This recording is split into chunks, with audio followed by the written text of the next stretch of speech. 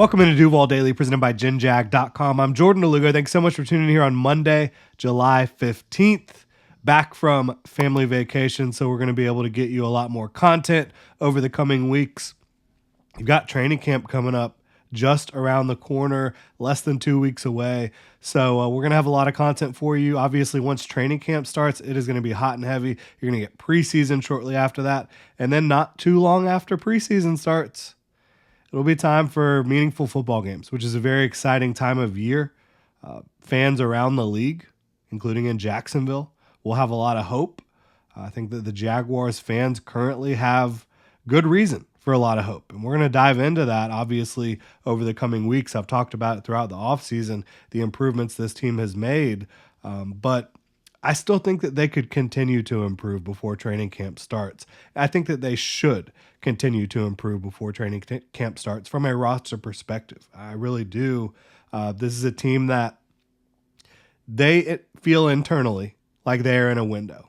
They absolutely do. They feel like they can push for a title. That's their goal in 2024, 2025, and beyond. But I don't think that they have done everything they can to help ensure that this football team is ready to compete for a title. I think they're clearly in the playoff mix. I think they can compete to win a divisional round game potentially in the AFC. I don't view this as a roster that's necessarily ready to win a title, AFC title or Super Bowl title for the first time in franchise history, unless you just see a Trevor Lawrence go scorched earth down the stretch, which is very possible. I would not put that past him. But I still think there's some areas the Jaguars could improve their roster. So we're going to dive into that today. Some moves I think they should make before training camp starts. Really appreciate y'all tuning in. If you enjoy the content, please like, subscribe, hit that notification bell. You can also check out genjag.com/shop, pick up some new Duval gear, become a channel member here on YouTube. So we'll start off at edge rusher. The Jaguars have Joshua Hines-Allen.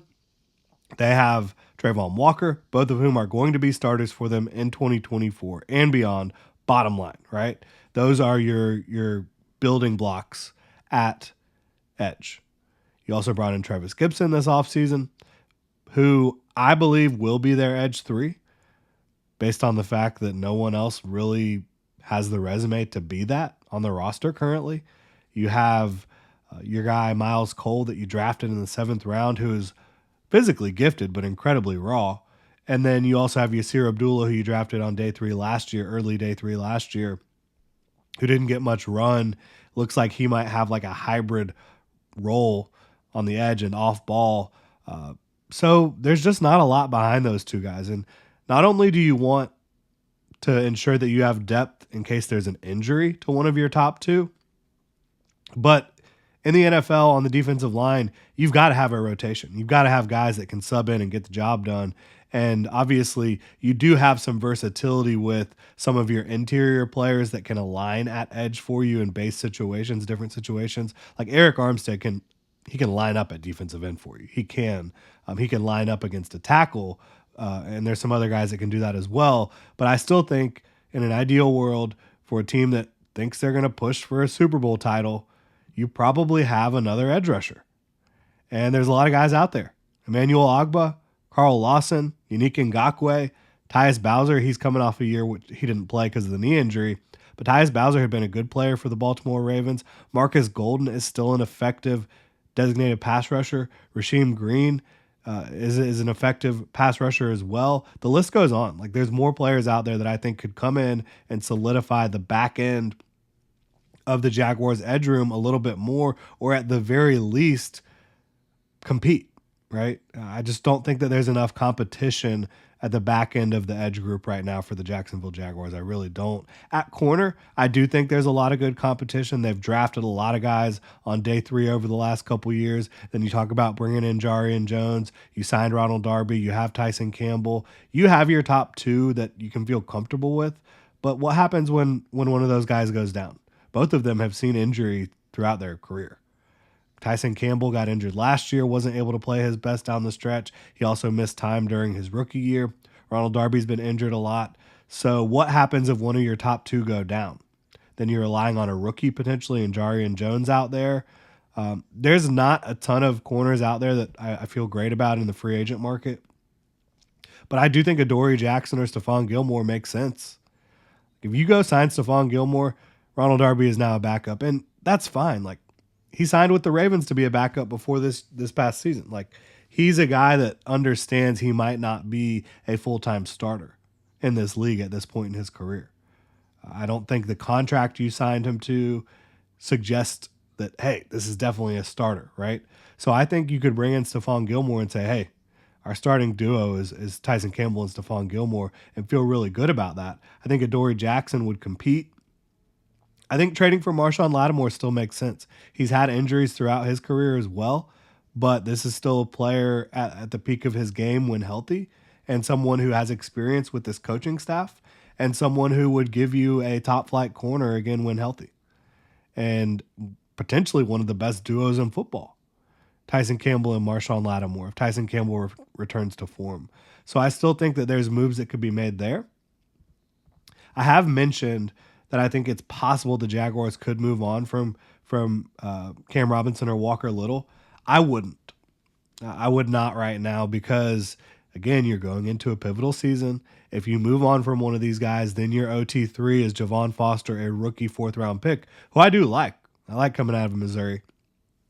I think he's got traits to be a good swing tackle or even a potential starter down the road.